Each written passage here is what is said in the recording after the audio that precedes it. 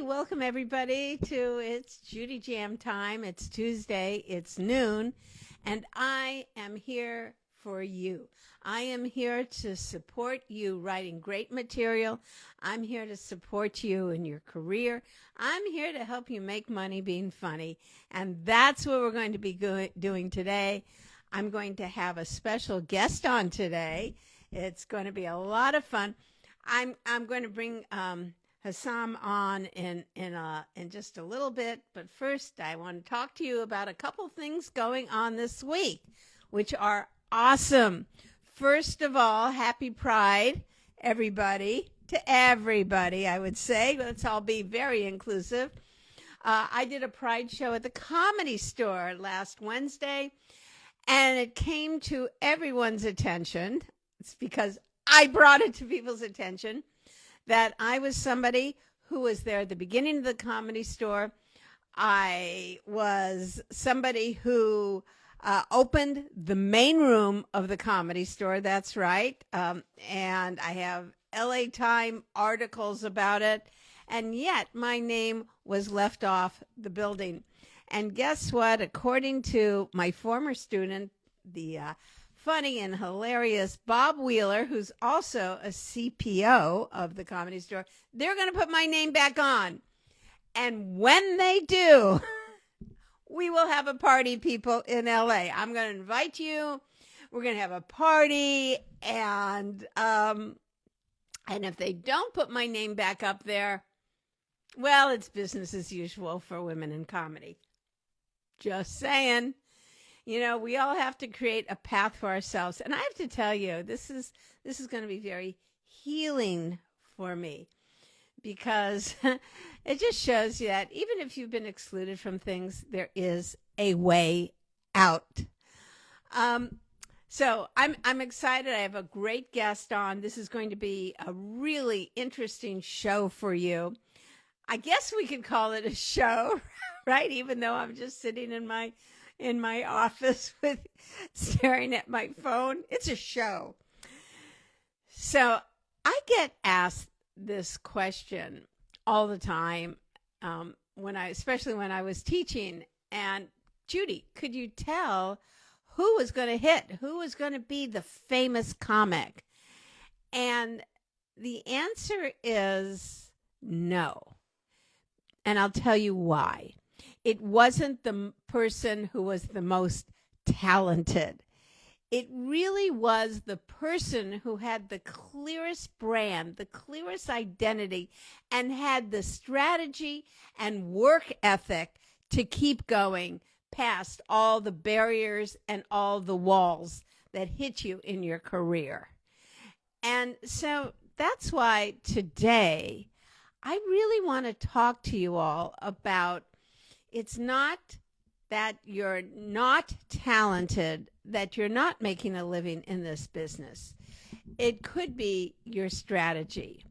My guest today is going to be, let me see if he is here. Yes, he is. I'm going to bring him up in a moment. My guest today is somebody who is pretty much in the first 2 years of his comedy career, and he's learning. But he has an incredible opportunity to make gobs of money in this business. So today I thought it'd be really great to have him up here and to have him talk to you about who he is and what he's doing. And then meanwhile, I've done a lot of research on the kind of opportunities available for him to make gobs of money. And I'm feeling when I do this, you might also relate to this. Tor, I hope I'm saying the name right. So if you're here, do you want to come up? Can you come up here? Let's see. There he is. Hi, my friend. Hi. Hey, how are you? Me? I'm a comic. I'm miserable. How do you think I am? No comic will ever say, fine, good. No, because Oh, that's not material. It's I so am good to great have you because you here. just you just said that I'm gonna be able to make gobs of money. I was like, yes. Yes, my friend, I have some surprises for you today. And I think all these wonderful followers of mine who are watching are also great comedy writers. We're going to be writing some jokes for you, and I'm going to reveal what I found out that could help you make gobs of money and help the rest of us learn from this. So first of all, let's Wow, I'm just so excited. let's just you should be. I'm excited too. I get really excited when I see something clearly with somebody. So first, let's talk about you. And you popped on last week's, and because you are very unusual, because your first occupation besides comedian is being a physician. Tell everybody your logo. What is not your logo, your theme? You have it on your website. I Oh, love that. yeah, the heal by day, kill by night is my logo. Oh, that is fantastic. Now, you're going to medical school and trying stand-up comedy? Well, Tell us how I that happened. first off, thank you so much for having me here. I am so excited. You've always been you've been my first comedy coach. The times that I never had the guts to go up on stage, I just read your book time and time and wrote jokes and stuff like that for like I would say 5, 6 years until I could gather enough guts to go up on stage finally 2 years ago. Actually, it was this month, 14th of June in 2024 was my first open mic. And yeah, since then, again, all of your guidance and your tips and tricks in your the comedy Bible book have been helping me. How did it Um, go? So you're on stage the first time. well, the first time, expectedly, it was at 1 a.m. Three people were sitting there. I said some jokes and I don't know. I had to toss my pants after that because it was bad. It was pretty bad. But And so here you are, really scared to do it. You finally get up and you do it, and you bomb. What made you go back? Because a lot of the people watching this are too scared even to do an open mic. They're yes. so because what happened to you is what they're terrorized of happening. So tell me, like, how did you deal with that to get back on stage? Yeah, I have been getting that question from so many like people who are interested to start it. I One thing I tell everyone is that that first open mic is the most important stage of your career because that is the scariest one. That is the one that people will procrastinate so many times. That's why you keep saying in your book, get a gig, get a gig, and people don't get that first gig because it's so freaking scary. And I get that. It's a different world, just jumping into that without knowing what's gonna happen. Oh, people are gonna mock me, nobody's gonna laugh, yada yada yada. But once you get up there, even though you may bomb, even though no one may laugh, you'll realize that it's not big of a deal, there's some people sitting there just you doing your thing, you talking about yourself or your jokes and stuff like that, that seemed so scary and intimidating. Um, I would say it's just like the first time you're jumping into water to learn swimming and stuff. It's not gonna go great, but you're not gonna be scared as much after Yes, that. yes. But Say It Out Loud has said bombing is a part of comedy. And here's the thing, and I know Jay Leno and many of our celebrity working comics has said this repeatedly that if you're not bombing sometime, you're not taking chances. And if Yeah. you're not taking chances, you're not growing. And I don't care how pro you are, when you try out a new joke, it's like, and you hear crickets, Yep. it's really it's very scary. What I found is to change one's attitude to from I suck, drink, drink, drink, drink, shots, shots, shots. I sucked. I'm not good.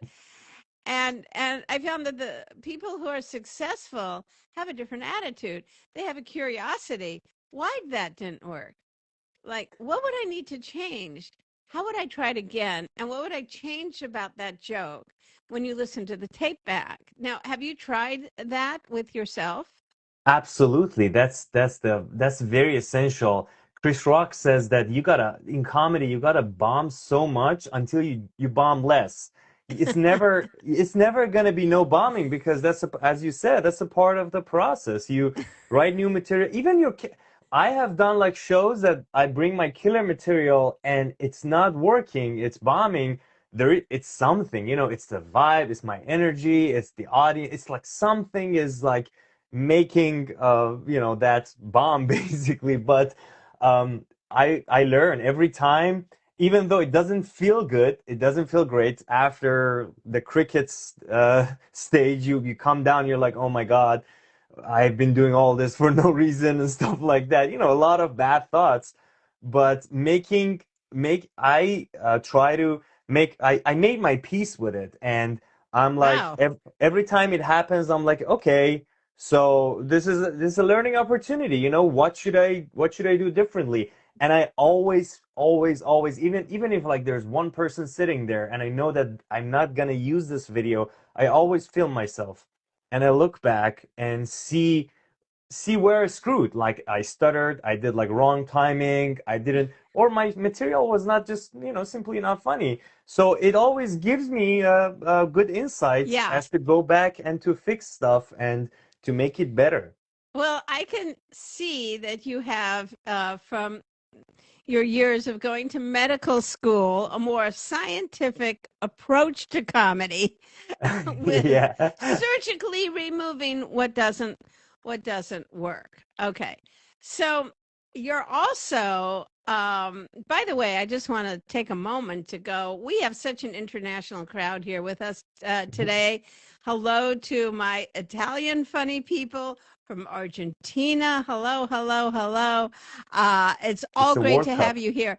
And one thing I've learned, and I'm actually going on a tour of Europe and Budapest, Germany, France, and the UK to teach comedy. One thing is that comedy is universal. And so when you hit on something that really works, uh, it can be performed internationally as well. So I want to get that talk to you about that as well because you're born in Iran, Yes. correct? Yeah. And and how are you incorporating that into your comedy? So you have the physician identity, Hmm. because in my book, Making Money Being Funny, I talk about sticking to a lane, like finding your lane and double downing on it and creating a brand from Hmm. being that kind of comic where you get hired for very lucrative, sometimes Hmm. corporate gigs, especially if you add a message to your comedy. Then you're gold. Oh my gosh, you're gold. If you get how to do that, you're gold. And we're going to be talking about that today as well. So, talk to me about your Iranian identity and how does that work with comedy? Yeah, absolutely. Actually, this is gonna answer your three last questions that I never answered. My story is that I was born in Iran and I did my medical school there. 12 years ago, I moved from Iran to the US to do my residency and stuff like that. And I was always interested in comedy, even from day one. I was, in between doing my studying for the boards and stuff like that. My break time, I did stand-up comedy to my bed. That was my fun. And so it always has been my dream, which seemed so far from me, especially because of this language barrier thing. And I always thought, oh my God, how am I gonna get up on stage and make some people who are not even like my people, who I don't know their culture and subculture and their references and stuff like that, how am I gonna make them laugh? Which I worked my way through that, and finally I got up on stage. I When I started doing comedy, I was doing like similar general jokes that other people do. Like I have a kid, I have a divorce. I was like joking about them and stuff like that. But then I started like talking about me being from Iran, joking about that part, and especially, it gives me a lot of premises because Iran is always on the news, and people know us. So I started talking about that and also talking about my profession, being a doctor. And I kind of like started to make my act around it. And I figured I was reading this book that said everybody, I forgot the book, but it said everybody try to have like a broad audience for their business, but actually the riches are in the niches. So if you narrow down your lane to like your persona, your character, your the Hmm. group of people that relates with you, and know where you're coming from, know what you are, that is gonna be a lot better than just doing some general thing, that like something from here, something from there, that will, you So think it where work are with you? everyone. What gigs have you made money from? What kind of gigs? Give me an Um, idea. right. I haven't focused on making money part. I mean, yes, I've done um showcases and competitions and stuff. It So pays you've like, done the generic comedy club stuff, right? yes, yeah, And yeah. you focus on being a doctor, or do you focus on being from Iran? In my comedy, both. Like, Both. Okay. yeah, Okay. both is kind of making my persona is like that Iranian doctor, but it's not like one or the other. Okay. I noticed that, and I think we could all write a joke for you right now, because I noticed one of your most successful posts that you had on Instagram was political without being funny.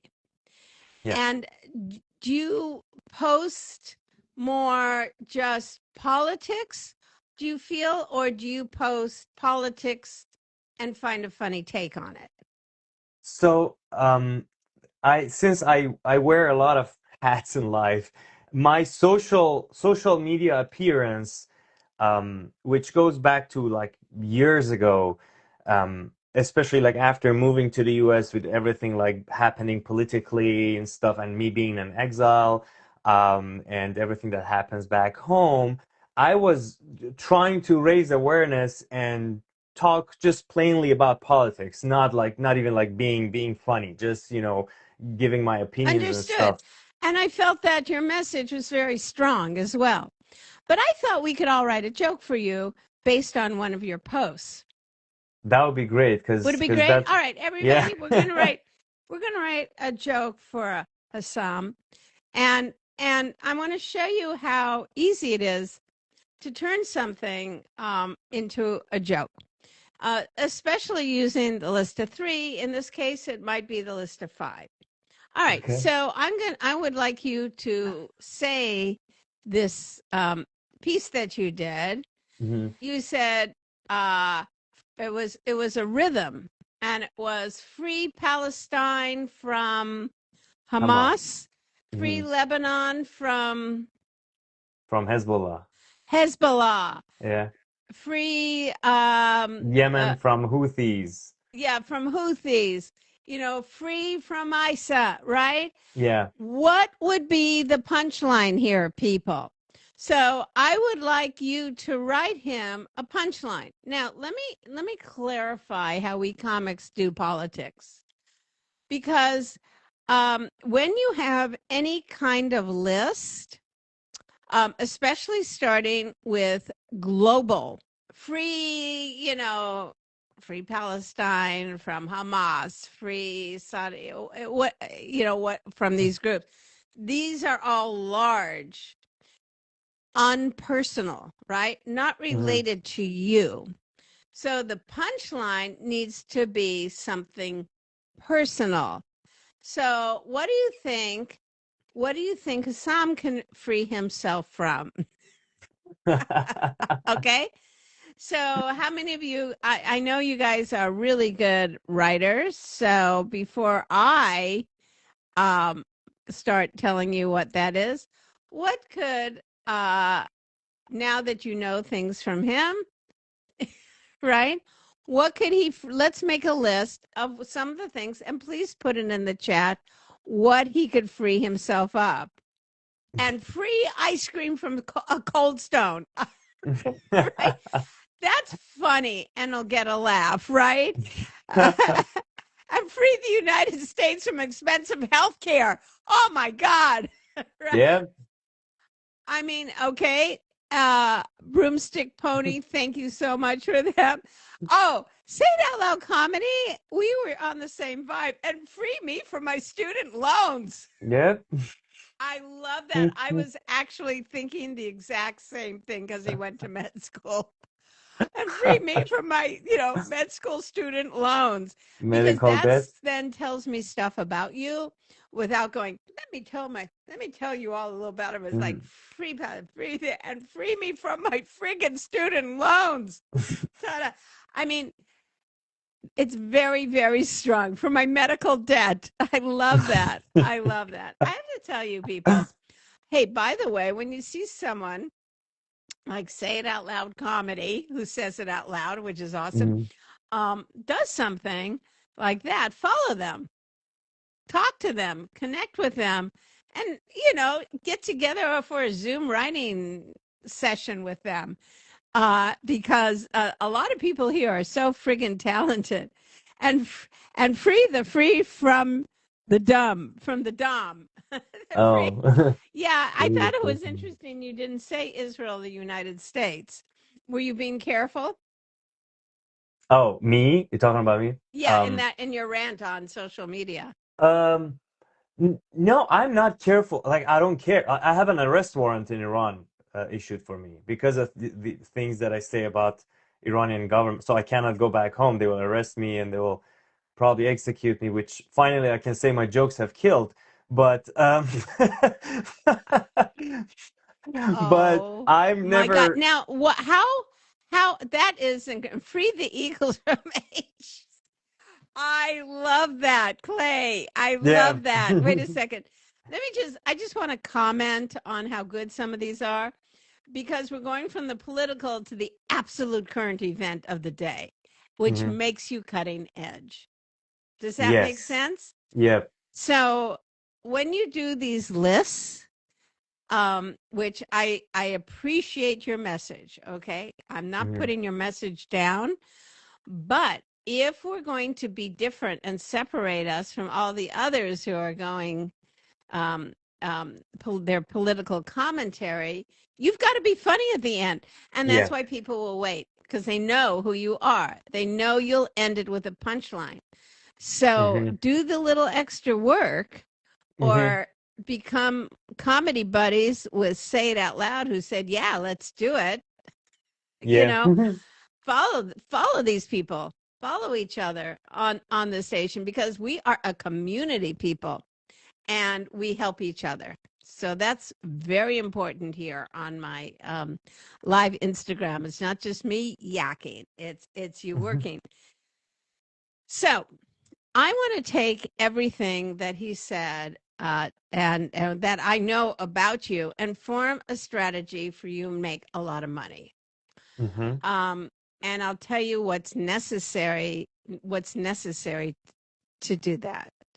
Um, First off, I now what you've heard. I want anybody to comment what you think. I'm going to be saying on this. Many of you have read the book Making Money Being Funny, and there is always opportunities to make money. All right. Least of which is in clubs, but clubs are Hmm. very absolutely essential for you to get stage time and practice. Okay. All right. So here I Judy, in the have. meantime, is the audiobook coming out as well? Because I looked for it and it looks like it's not out yet. Yeah, I've got to go. I have a recording studio in my closet, so I've got to get back in the closet and record it. Okay. This is not the month to do that, maybe next month. That's funny. Yeah, whatever. I've got to do that. All right. So, here's here is what we have. First of all, I want to ask you, what have you made? There's a warrant out for you being arrested in Iran because of what? because of these political posts and stuff, they call it advertising against the government or something. There's no free speech in Iran. It's like you gotta say what they like.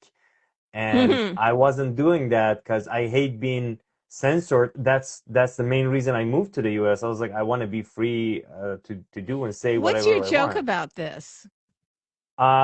So I have a couple of them. I start with, so it's good to be wanted, not that wanted. And, they called my jokes act of war, which is fair because I do bomb pretty frequently. And Now, I go, I now, go, hold it, yeah. stop. Hmm. What I like to do, and what we all should do, is to add some tags, meaning act outs, which is true because I bomb. Okay, so what could be the act out there? Um, I don't know. I have an idea. I would Yeah. just say, so hey, you guys, you say to the audience, like Mhm. you say, so just know if you don't like a joke and start going, you suck. You're not funny. You're sentencing me to death. Okay, just want you to know that, right? So you better laugh, or I'm gonna die. Not that I'm Yeah. trying to make you guilty. So, so rather than ending a joke like with, so, I'm really gonna. I forgot what your ending joke was. Always look for extending it. Like, what's Mhm. the idea? Because you're stopping too soon. Yeah. I Yeah. uh I figured that a lot of my writing style is like doing like set up punchline like quickly, and then I don't do like tags or act outs and stuff, which I have to incorporate in my in my Act in my outs are act. Yeah. absolutely essential to have a career in comedy. Why? Because it's where people laugh. Yeah. Right? Yeah. It's absolutely where people laugh.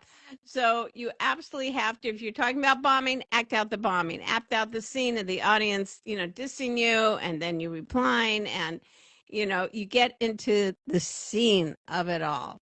Yes. Now, tell me some of your jokes. Do you have any other jokes about being censored in Iran? Um So about this arrest warrant, I go about the fact that, well, it seems like my comedy career is taken off, because I'm already canceled by the government. Okay. Like, Why don't we make what jokes about else? the audience and use the word you? Do you have the arrest warrant? I'd attach it to the poll and go, anybody who laughs at these jokes will become an enemy of Iran. I'm just saying. Laugh That's at your good. own. Yeah. Yeah. Put Yeah. the warrant on the mic. Make it a big deal, Mm. Yeah. right? That's Uh great. Yeah. yeah. What else? What else is there? Okay. Do you I would do a comparison joke. Comparison. I would first start this joke out. Do you know what a redirect is? Do you guys know what a redirect joke is? Okay, a redirect is where you're starting one direction and then you switch it in the end, which gets the laugh. Do you guys know that? Let's see. Wait 1 second. Let me see. Who else is here? Oh, Jocko Humor is another one who's so friggin' funny. Yeah, list of three, big, big. Get that in the book. Get Hmm. the new comedy Bible, people. Okay. Oh, yes. Oh, I hate my hair. Love my life. Whatever. I love my life. Hate my hair. Has joined. All good. Good. Good. In the U.S., you get false speaking your mind. In Iran, you get executed for the same thing. Hey, Carol, that's exactly what I was thinking. I was thinking of doing a redirect joke where you go, oh my God, it's really horrible. Like you've announced you're already, to be in a country where just speaking the truth in a funny way is going to get you canceled. Hmm. But enough about America, right? You're I missing love that. that. You're I love missing that. that. Look at all the comics. Yeah. Stephen Colbert. They tried to cancel Jimmy Kimmel. Yeah. I love There that. needs to be more material about you know, they're thinking they're trying to have Iran dismantle nuclear weapons. No, they need to like tape over comedians' mouths because apparently that's more dangerous than drones, than nuclear powered drones. You know what I mean? I think I don't be afraid to make these comments. All right. Now, let's see what else we had. Ha ha Hamilton, what do blank blank and have in common? We're all illegal in Iran. What do me blank blank have? I'm sorry. I don't understand. I need the Egyptian government issue and arrest warrants so my comedy career could take. Oh, yeah. One more arrest time. One more. One more country. Boom. My career is going to take off. That's very funny. Very good. I wish you guys have, some of you have pictures, but, disbatement. Did you get, I hope you got, you won last week, I thought, the Joke Friday. I hope you got the free Audible book. Okay, so here is the secret to making money with your credentials. Got it right here in my little paws. Okay. Nice. Here it goes. Let's see. Let me see how it goes. Here it goes. Here it goes. All right, let's talk about opportunities and let me all inform all of you about how much certain things pay. So you could right now, when you're developing all your jokes, go, maybe I shouldn't be doing dick jokes because maybe there's something else that could make me an actual living doing what I love doing. Okay, so let's just say if you do multicultural events or conferences or like the Iranian Chamber of Commerce, or you do jokes, I guess, Beverly Hills in LA. Are you in LA? Where are you? No, I'm in Philadelphia. Okay, you're in Philadelphia, or you do jokes for the Iranian community. You can make like $500 to $2,000. Hmm. Okay? For those kind of, that's just like talking about, the cultural difference. Now, one of my former students, Maz Jobrani, has made a fortune because he went on the Axle of Evil tour and he really promoted it from that angle. He joined forces with two other, I guess, Iranian or Yeah, Muslim comics. Ahmed and someone else. No, they were like Oh, Palestinian and yeah. Netflix special, the Kennedy Center. It was huge. So you have to sometimes think of yourself bigger than your jokes. You have to think Hmm. of the theme, whether it's about censorship or it's about, exposing the truth or whatever it is. Then they have, academic and leadership, I don't know, D&I cultural events, Iranian American events. You could make Hmm. maybe again 2,500. Healthcare keynotes, 10,000 to 25,000. No way. Do I have your attention? Absolutely, ma'am. Because here's what Claude has said about you. And by the way, in my book, Making Money Being Funny, all the exercises have a lot of AI prompts to help you discover your identity, your message, write your bio, write your marketing material. It sucks at writing jokes, but it's really good at helping you identify who you are. So, according to this research that says is this: physician comedians are genuinely rare.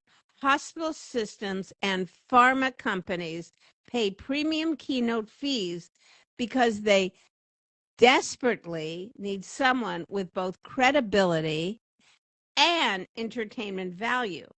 Because you can speak on burnout, patient communication, and impossible workloads and be actually funny about in ways no other non-physician speaker can.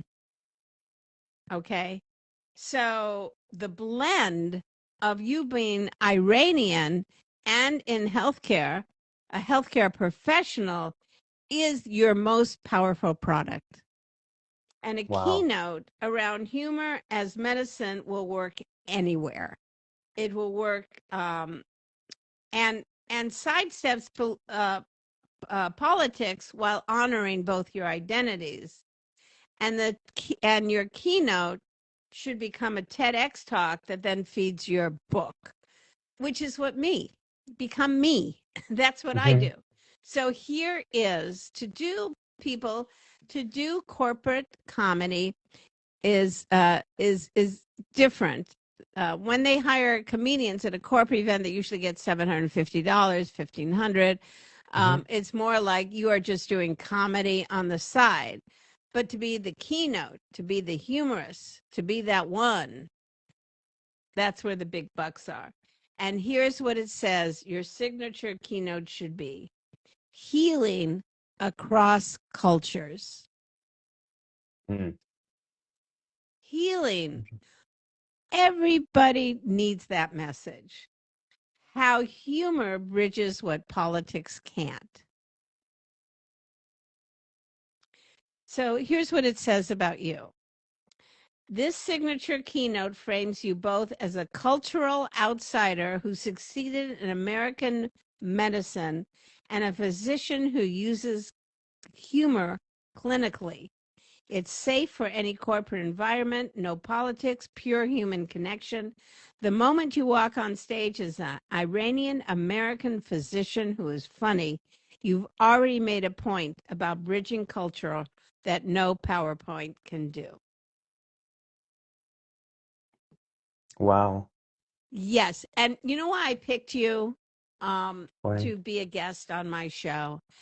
It's because I saw something in you, Hesam. I saw that you had this unique combination of like seriousness about comedy, that you would be somebody who could implement this and really make a difference in the world, because that's what we're all trying to do. There are comics who are narcissists and goes, I need you to laugh at me. I need attention. I didn't get enough attention as a child. Please love me. And you feel them suck all the energy out of the room. Yet a comic who is on stage to heal, to give insights and to make people laugh. I feel that's something you can do. I believe in you, and I think you could do that. Okay? This is so heartwarming and so it means a lot. Like I almost can cry right now. But what you're telling me Why? as Why can someone you who's almost cry? Does it hit? What does it hit? What does it um feel like? Talk more the, about that. Because that's as what far you more need in your humor, more heart. So talk more yeah. about that. Tell me more. Um, well, what you just said, because I've always been about like since I was a kid, like in school and stuff, I was always about like trying to make a difference, like in any form and shape I can, like whether it be, I don't know, making a event or speech, a journal, like writing in newspapers, things like that.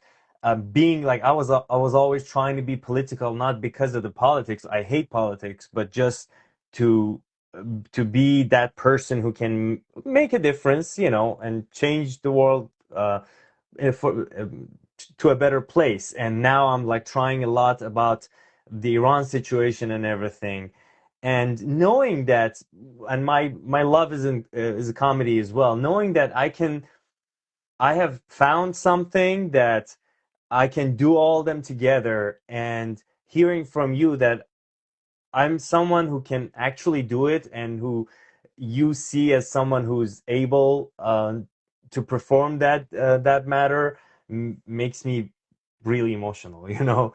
Well, that's It's wonderful.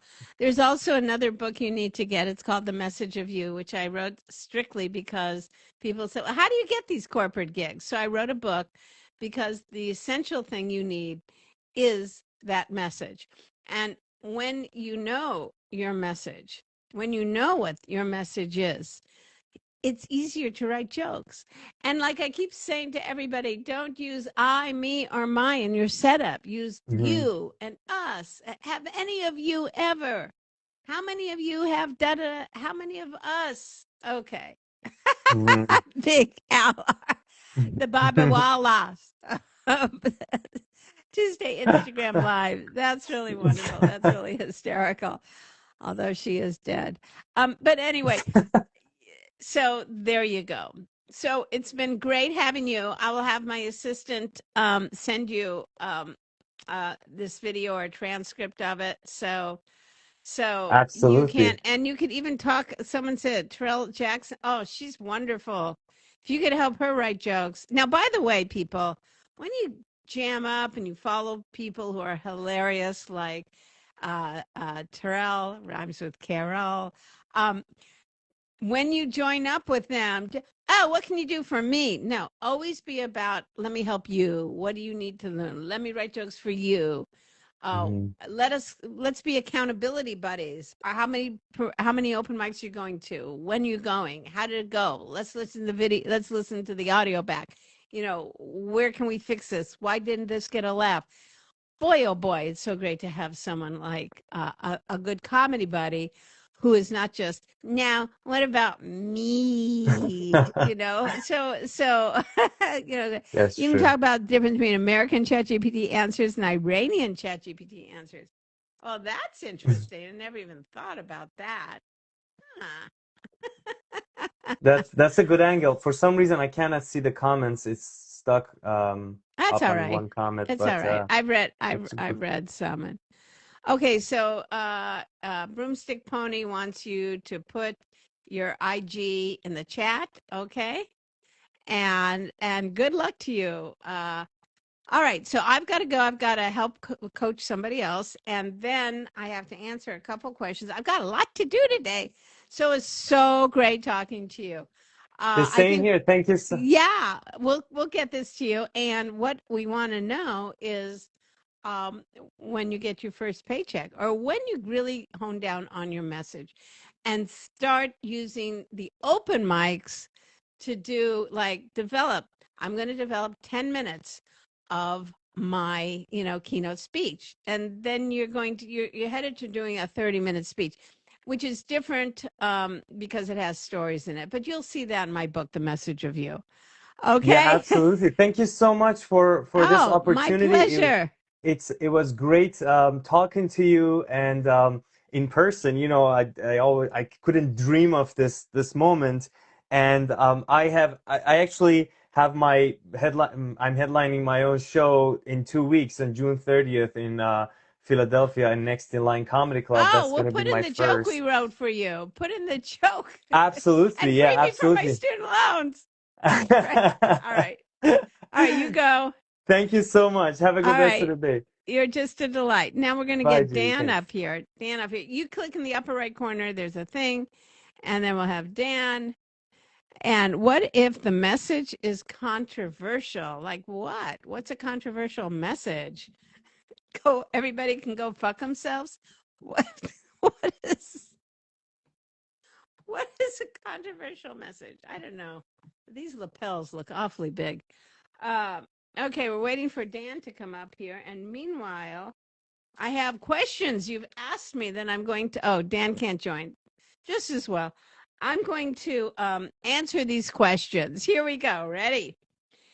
Judy, is there a better position to be in the lineup? When you're producing a show, how do you decide the order? Well, I was doing a show last week and they wanted me to headline and I said no because I knew the guys would be nasty and be talking about their genitalia and I did not want follow that. So I went third. And I opened with like getting a Kleenex and going, yeah, I just need to clean some of the testosterone off this mic. So I didn't want to go last because I'm not working dirty. So that tells you about lineups. If you're producing a show, go down your chakras. Open with a comic who does crowd work and is mindful and is smart, or politics or things like that. Then move down to the heart, someone who's more emotional. Now it's getting heated, but not really particularly sexual. And then end with your lower chakra comics, where you could do all the sex and butt jokes and all those jokes, because that's the audience is kind of like orgasmed, right? They don't want much after that. After they orgasm, you can't start up with, so what's up with lint? It doesn't work. So once you get an audience, it also has to do with how drunk an audience is. They need to not be so drunk to hear your smart stuff. Then they get a little drunk. They'll open themselves to emotional stuff, maybe about your divorce, your relationships, whatever. And then, have a comic who you can end with, it has to end with a nasty. Answered that joke, uh, answered that question. Okay. How do you price yourself for corporate gigs? Many of you asked, how do you price yourself for corporate gigs? Well, there's something called fee integrity in this market. That means that if I charge my fee of 15,000 to someone, and then I kind of, oh boy, I need money this month, so I'll just do a gig for 1,500, and the 15,000 finds out about it. That's not good. That's not good. You need fee integrity. You stick to a fee. However, you can lower your fee by having it be in the contract a non-disclosed fee. That means if somebody asks them, "Hey, we loved her. How much did you pay her?" They cannot say it. You put it in the contract. And then you also can go, if you're close in fee, you can also go, well, can someone videotape me? I'll take off 2,000 for that. Can you give me the email list? I'll take off money for that. So you can negotiate.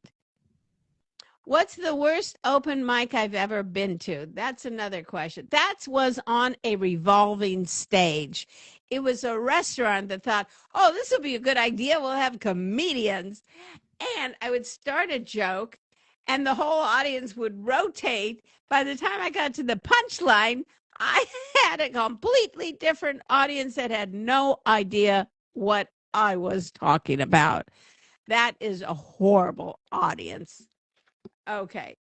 And then, the other worst open mic was at Governor's. This is when I wanted to quit doing stand up, because they were ferociously heckling me. You suck. You're not funny. And that's while I was walking up to the stage. I haven't even started my act yet. It got worse. Okay, good question.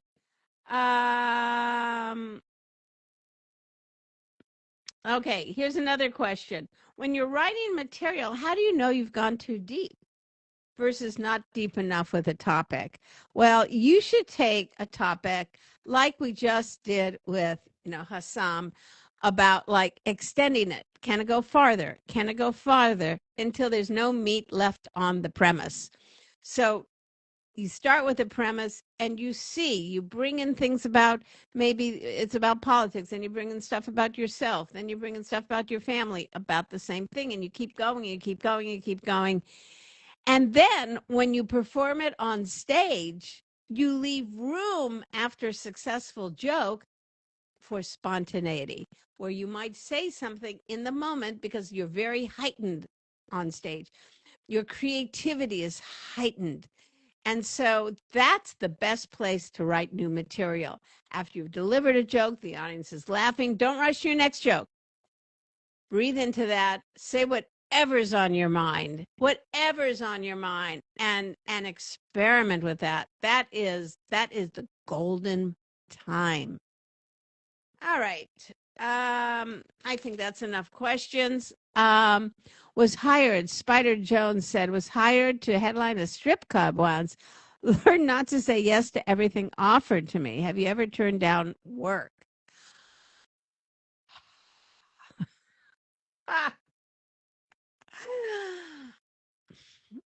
Well, I see everything as an opportunity. And um, afterwards, sometimes things go so terribly wrong. I wish I hadn't. But I find I look at everything as a challenge. And I like try and figure out as much as I can about the gig. And if I was doing a strip club, I'd love to talk to I would talk to the girls. I would do more impromptu. I would do crowd work. You just can't do your act no matter what. You have to adjust. But definitely there were some shows, like for instance, when I started my career as a magician, and so I got a job performing for the junior deaf. These were kids who were deaf. So I went, this is fantastic. I do my magic. And it ends up I get there and they had the dates mixed up. I was doing a magic show for the junior blind. So they couldn't see anything. So I'd go, "Oh, a tiger just appeared. Oh, now it's gone." They were all laughing about it, but it was kind of hard.